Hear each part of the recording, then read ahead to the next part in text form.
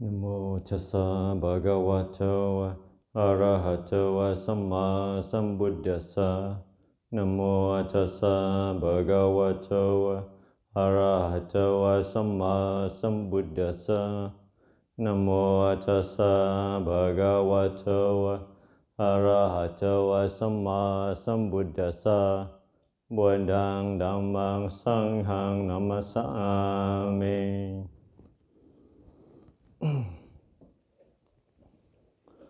So, you give it up your warm, comfortable bed, your apartment from Sydney, you come all the way over here, spend a whole day in the freezing cold and the wind.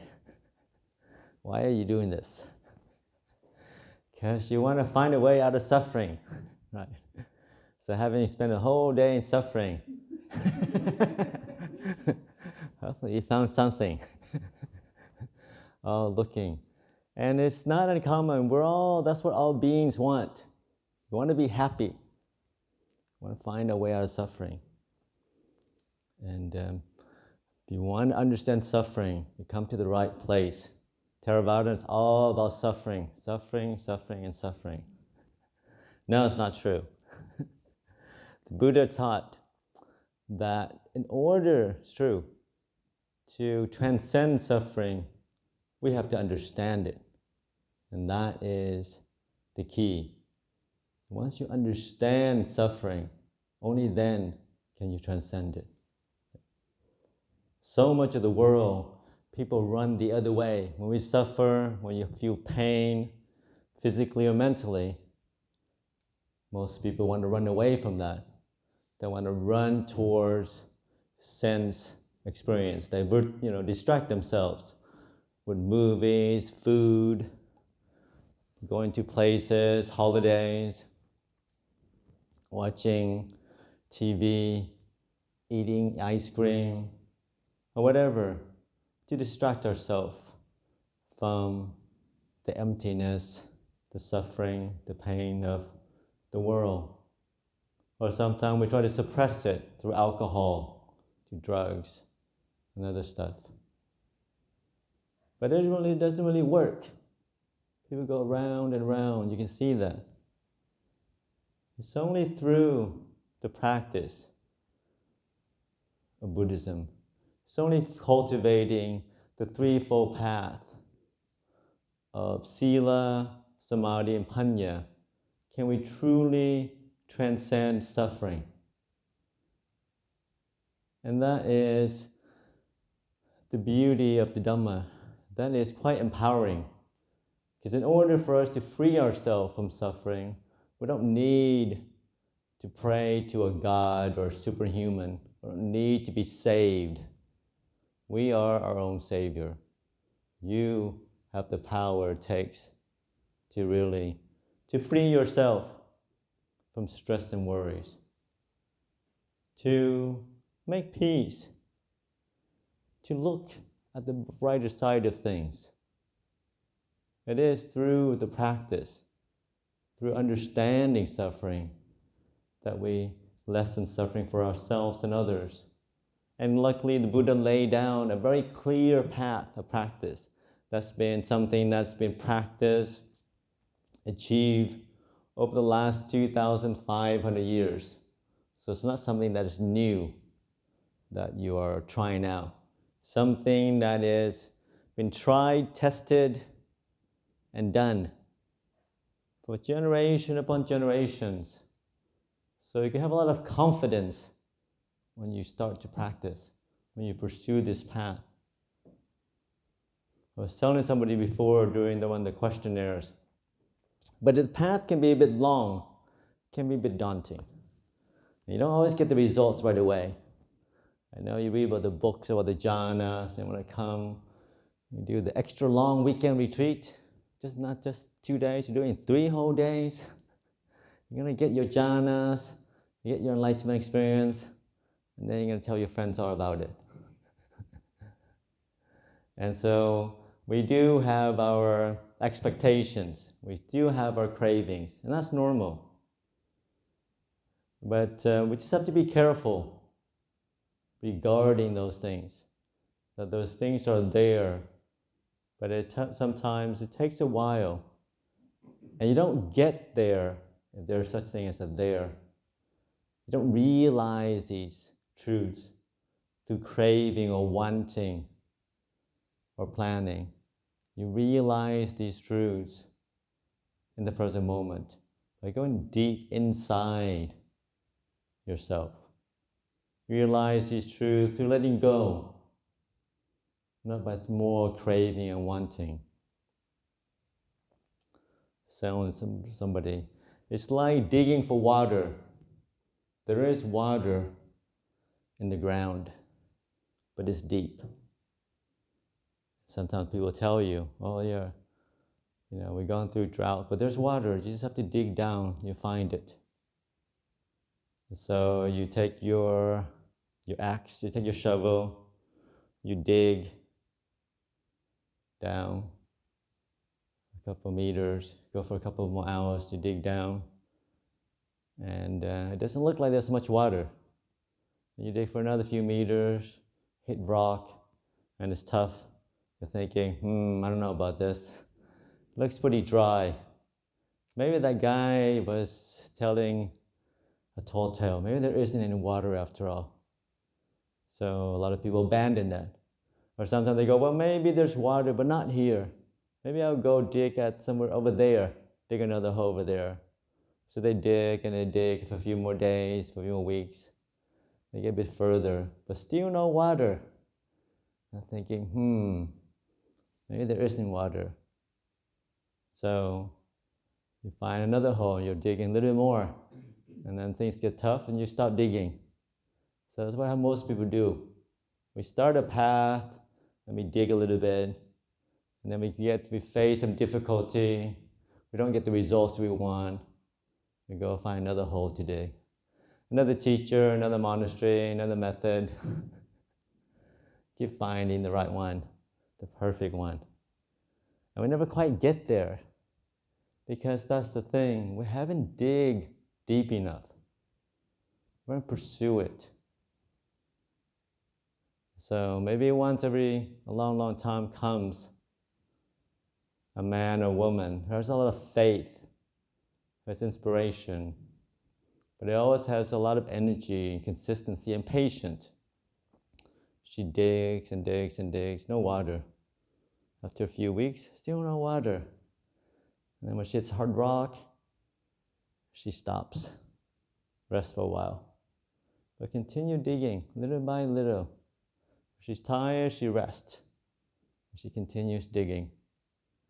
After a few months, still no water.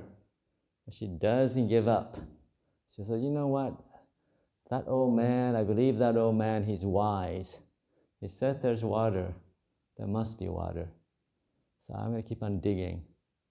Digging months after years. Years turns out to a long, long time. Still no water. She doesn't give up. She digs. And it's finally getting damp. I know I'm getting closer. There must be water. So finally strikes water. After many, many years, many disappointments, lots and lots of waiting time around. But there is water. And then once you dig, start to get damp, then you know you go in the right direction. And when you get water, you know for sure. See, there is water. You just have to continue digging for a long, long time. And sometimes it's like that with spiritual practice. Especially in a modern day and age, when everything in the world is just the opposite. Whatever you want, you get right away. You swipe right, swipe left, push a button, eBay, comes right to your door, it's perfect. I was visiting the US, it's been better in the US. Well, I think because we live in the city. Amazon, get it next day. Wherever you want, you push a button, it's done. Dusted, package, right to your front door. So sometimes when you do that long enough, the mind starts to think that whatever you want is just a button away, a push of a button away. And then when you don't get it, you get disappointed, you get annoyed, irritated. And then sometimes we bring the same type of habit, the same type of perspective to our practice. That you're sitting here, I'm sitting here for a whole day. Surely I must be getting my first jhana by now. At least a nimitta, come on. And then we don't get these results. And we get disappointed, get irritated. And we move on to the next thing. The next spiritual path, next thing to do. Maybe Buddhism is all wrong. Maybe I should try something else, something new, something more exciting.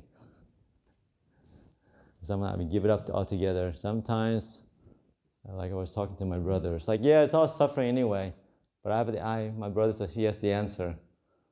Just enjoy as much as you can, grab as much fun as you can. When you're 60, just take a pill. Just dead. Don't worry about it. See? Take a quick injection, all comes to an end. But that's the wrong understanding, as you know, from Buddhist perspective. The body might die, but you're still there. The mind is still there. It's not quite that easy. So knowing the spiritual practice, we focus on the foundation, focus on the causes. Like I said, the Buddha laid down the path of practice. And as they call it the Eightfold Path, or more simply, it could be the threefold path. The path of Sila, Samadhi, and Panya. Sila is harmlessness. So that's what we emphasize. You come to the monastery of the 5 precepts, or the 8 precepts. Not harming yourself, not harming others. That is the foundation for all spiritual practice. Not stealing, not killing, not harming any creatures, no lying, and no intoxicants, because that confuses the mind. And then that harmlessness is more refined to restraint. So that's why during the retreat, we have the 8 precepts of no entertainment and no talking. It's just that it allows the mind to be a bit more focused, less distraction. The less we interact with others, the less we have an opportunity to disturb each other with talking, views, and opinions. So the more we focus on the restraint, on simplicity, that's why we only eat before 12 o'clock. And we have a small snack later. But it's all about simplicity, keeping things simple, not allowing the mind to be distracted with things that are not essential. So with sila, with harmlessness and restraint, the mind is a foundation. It's a bit more calmer. You're not talking, so hopefully there's little chance to get into an argument. It's been hard to argue. Try to argue somebody in noble silence. It's very difficult. You can give each other funny looks, I guess, as far as that goes. But it's very difficult to get into an argument when you're in noble silence, watching the breath. So with the foundation of simplicity, of silence, of peace and harmony, the mind has a chance to calm down. And then when you do focus on a meditation object, you find that's not so difficult, that it's easier. That's why some people, when they come to a monastery, they say that meditation is better when they come to a monastery or meditation center, because there's not a lot of things happening. So it's easy to watch the breath, allowing the breath, the mind to calm down naturally. That's what the Buddha recommended monks who live in the forest. It's important to reflect. Even after the Buddha became enlightened, you say, well, he's enlightened. He surely can be enlightened. Monks can be anywhere. No, it's just, sounds. Sound is just sounds. No, the Buddha even said that, even for enlightened beings, it's better to be in a quiet place than a noisy place. It's important to reflect. Because sometimes we think, once you're enlightened, you can go back, go to parties, have fun, not worry about it. You're enlightened. What's there to worry about? But the Buddha said, he encouraged the monks, even fully enlightened one, to continue the practice in the forest. One is the example for future generation. But two, it's easier to calm the mind down when there's less things happening. Once the mind is calm, then you can see things clearly. The clarity that comes from a still mind is very different than the clarity that comes from thinking. As most of you know, we know sometimes that we want to be happy, avoid suffering, but yet the mind suffers over and over again. Why is that? Because knowing on an intellectual level is very different from knowing from wisdom. You have to contemplate. Ajahn Chah always say this thing. We should put it on the t-shirt. But it says, if you have wisdom, there is no problem. If there's a problem, there is lack of wisdom somewhere. So it's great reflection. Every time you suffer, every time you get annoyed, irritated, every time you feel unhappy, it's good to reflect. What is it that I'm not seeing clearly? What is it that I'm attaching to? What is it that I want from the world that I'm not getting? As long as we suffer, then there's something that we don't see clearly. If there's wisdom, there is no problem. There is no suffering. It disappears, evaporates. So sometimes a great reflection just to keep thinking. And somebody's, also a definition of suffering, so much of it, is to ask the world what it cannot give you. So many of us ask the world for so many things. We ask to be healthy all the time, to never get sick. We ask that our loved one always say the right thing to us, always say nice things, never get into an argument. We ask that our relationship lasts forever and ever, and we get very shocked and disappointed when they don't. Even when we know the divorce rate is 50%, but yet we come into a relationship, we think it's going to last for a long, long time. That's just delusion.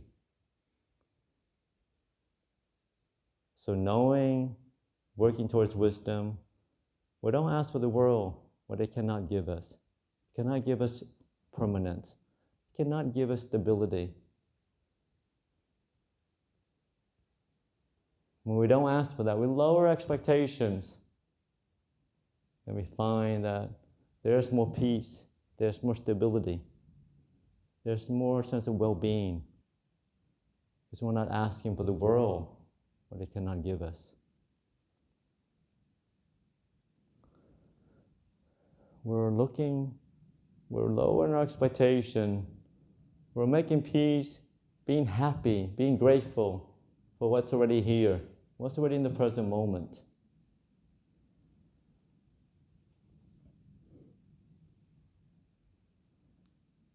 once we appreciate what's already here, whatever's in front of us is good enough. It's not perfect. We're not asking for the perfect world. We're not asking for perfect health. We're making peace with the body that we have. This weak old body that gets sick, gets allergy, get lots of food allergy, you gotta watch what you eat. Can't take spicy food. You gotta feed her all the time. But we don't ask for it. We accept the way it is. We accept that this body will get sick from time to time, to be weak, to be undependable, get sick in the most inconvenient time. But that's okay. I still have a body and it's good enough. I can still practice, still watch my breath, still move around. It's not the best body, but you know what? It's good enough. And then we suffer less when the body gets sick, when it's not as healthy as we like it to be. And that's fine. It's the same with the mind. We're not asking the mind to be happy all the time. We accept its different moods. Moods of happiness, moods of irritation, moods of disappointment, fault finding. That's fine. That's just the mind being grumpy. That's okay. I can be grumpy. Because sometimes when we think that we should be happy for all the time, then it causes depression, anxiety. Because I'm not happy, I'm not living my best life. But you see in the magazine, are you living your best life? Life is life. The best life comes from making peace with whatever it is in the present moment.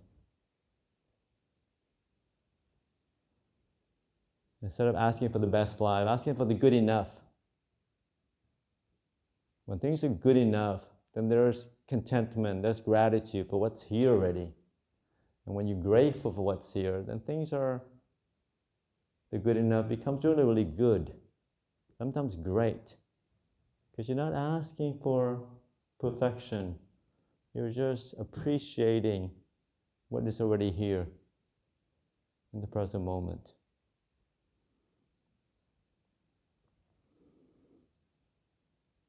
And it's through wisdom, through training, like I said, we lower expectation. We don't ask for the world anything that it cannot give us. I was saying before, it cannot give us stability, cannot give us permanence. Everything is changing and moving. So hopefully through the practice of Dhamma, we learn to adapt. We learn to work with situation as it arises. Especially in this world of ours, last couple of years, it's been an interesting ride. You have the pandemic, and you have the forest fires, and you have the flood. All sorts of interesting. And now you have the coldest winter in 100 years or something, they said. So going forward, lots of fun, interesting things for us to do, to adapt to change, and to work with it. I always tell people, whatever it is that you're facing, whatever it is, issues that you have to work with, don't make a problem out of it. You have the tools, the wisdom, the patience to work with whatever is in front of you. So whatever arises, don't make a problem out of it. And also, no excuse. You can always practice under any circumstances. You can always watch the breath. You can always make peace with circumstances, situations that arise. Always incline the mind towards acceptance, forgiveness, towards friendliness. That nobody can take away from you. Always make peace with the changing circumstances. Always offer forgiveness. Always give people the benefit of the doubt. That's something you can always do in any circumstances, no matter what's happening to your body and mind. Always inclined towards wholesome states. Like I was saying yesterday, these wholesome states in the mind, these wholesome states we're working on, it's like any other muscles. We have to be constantly trained in them, working with them. Or else they become stiff and they become atrophied. So, as practitioners, we're always looking for ways to cultivate wholesome states. You always look at the 10 spiritual perfections. Could be patient endurance, could be friendliness, could be truthfulness, could be energy, could be equanimity, wisdom. It's always things for us to do, always things to cultivate. You're really sick and you can't move, cultivate patient endurance. Like I said, whatever situation we find ourselves, there's always something for us to do. It's always wholesome states of mind to cultivate. So there's no excuse, oh, I'm too sick, I can't practice. Oh, I'm too busy, I can't practice. There's loads and loads of excuses that the mind can think up.